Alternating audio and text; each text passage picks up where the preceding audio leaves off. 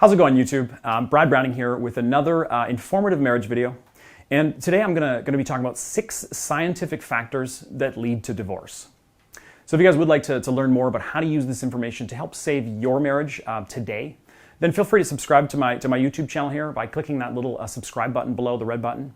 And make sure you click the bell icon as well that's right beside that button so that you can receive notifications every single time I release a new video here on my channel.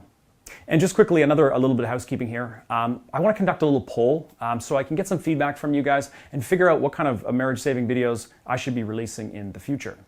So to vote in the poll and tell me what you want to see in the future videos, all you have to do is click the little exclamation mark here in the top right-hand corner and cast your vote. And the poll question is, do you want to learn more about how to prevent arguments, or are you more interested in learning about how to keep the spark and the passion alive in your marriage? So whichever one of those you want to learn more about, click on that little button and to cast your vote right now.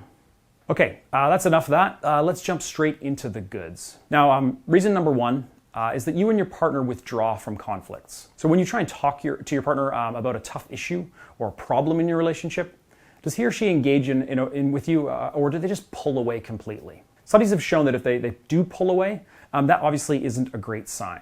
So a 2013 study in the Journal of Marriage and Family found that this sort of cold behavior in response to conflict is a really strong predictor of divorce. Another study actually conducted by the Communication Monographs in 2014 came to the same conclusion. Their study showed that couples that didn't try to actively solve their issues were much less happy in their relationship. Now, of course, this information probably doesn't really come as a surprise to you, but the next time you try to bring up a problem in your marriage, see how your partner reacts. Does he or she ask you questions? Do they show concern? Or do they ignore you and give you the silent treatment? If he or she maybe doesn't give you the time of day, that may be a very strong indicator that something is causing trouble in your marriage, and you need to address that issue, whatever it is, as soon as possible. Reason number 2, being overly passionate as a newly married couple. This is a little bit of a weird one, and a little bit counterintuitive too. I mean, you'd assume that couples that show a ton of affection for one another, especially as newlyweds, are more likely to build a stronger and longer lasting marriage, right? But in reality, that just doesn't seem to be the case. A 2001 study from the Interpersonal Relations and Group Process found that, and I quote, as newlyweds, the couples who divorce after 7 or more years were almost giddily affectionate, displaying about 1/3 more affection than the spouses who are later happily married. So, interestingly enough, the passionate, overly romantic love stories that you read about in books and Hollywood movies actually have a lower chance of making it work in the long run. Who would have thunk?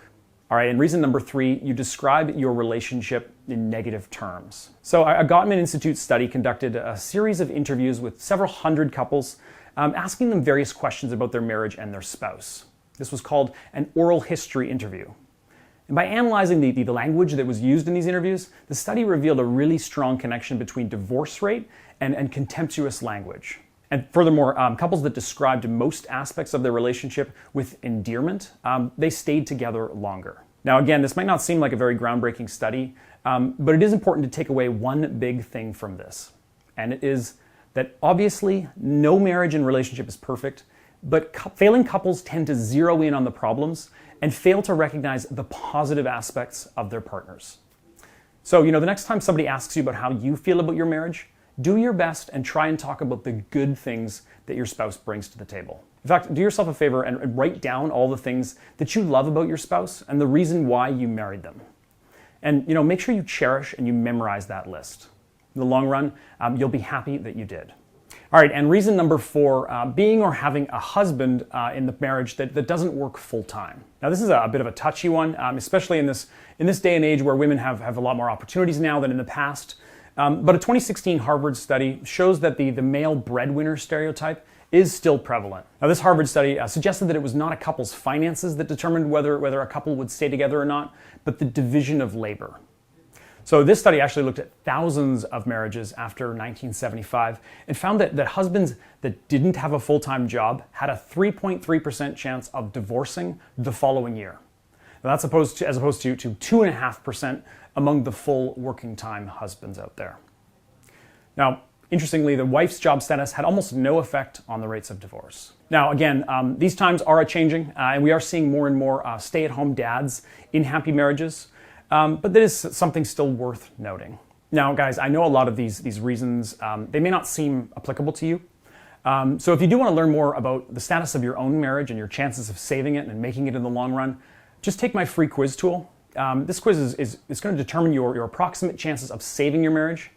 And if you do want to take that quiz, just head over to marriageguy.com/quiz. It's free, it takes 5 minutes. Again, it's marriageguy.com/quiz. And I'll put that link in the description below as well. And in addition to being free and only take 5 minutes required, it's also completely confidential, so you don't have to worry about your public information. I'm not going to sell it or share it.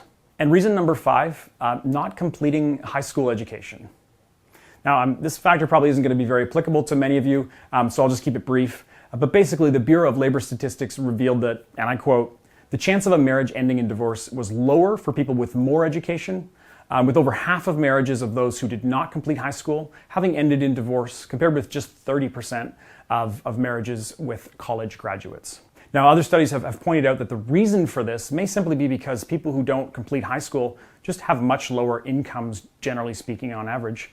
And that obviously puts a strain on a lot of marriages.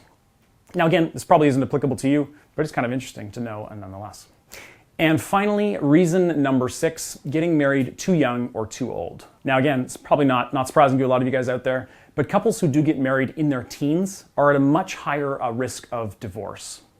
Now, surprisingly, this is actually also true for people who marry in their late 30s and beyond as well. According to a prof at the University of Utah, after the age of 32, your odds of divorce increase by 5% each year. But before you panic, we need to point out that this doesn't mean that you have to rush into marriage. You need to make sure that you find the right person for you.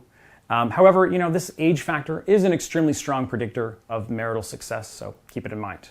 It's also important to note that the greater the age difference between two spouses, the greater the risk of divorce as well. Now, in conclusion here, there's a number of reasons why marriages lead to and end up in divorce. And many of those variables are controllable. So if you'd like to learn more about how you can prevent divorce and start rebuilding your marriage today, then you must watch the free video presentation on my website, marriageguy.com. Again, that's marriageguy.com. And be sure to watch that entire video on there to the end, because in it you're going to learn the 3 marriage murdering mistakes that most couples make that ruin their chances of ever having a happy marriage again. So check out that video after this one. And that is all we have for this video. So thanks for watching, guys. We'll talk to you soon.